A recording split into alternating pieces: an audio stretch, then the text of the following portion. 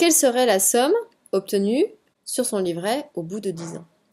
En fait, avec les suites, ça va être intéressant de modéliser ça, puisque ici, vous voyez, ça s'appelle des suites récurrentes, parce qu'en fait, il va y avoir un point de départ sur lequel on va s'appuyer pour calculer la suite. Donc, je ne peux calculer l'année 1 que si je connais l'année 0. Ici, j'ai une formule. Mais je peux calculer l'année 2 qu'en fonction de l'année 1. Elle dépend de l'année précédente.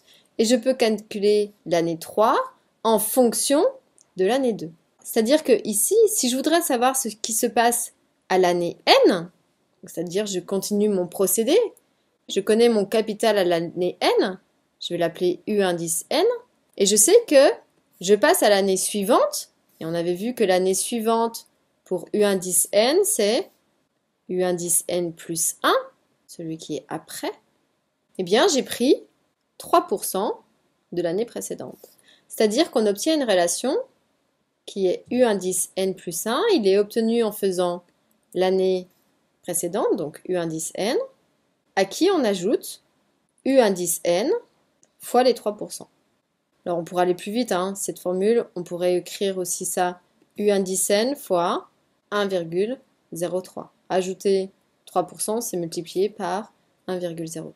Donc c'est bien une suite récurrente parce que le terme suivant dépend du précédent. Mais pour que ça marche, il faut que j'ai un point de départ.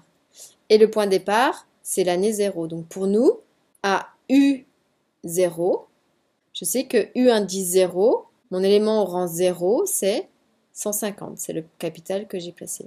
Et en fait, l'inconvénient des suites récurrentes, c'est que si je n'ai pas une formule qui est explicite, pour calculer ma somme au bout de 20 ans, eh bien, j'ai besoin de calculer les 19 précédents.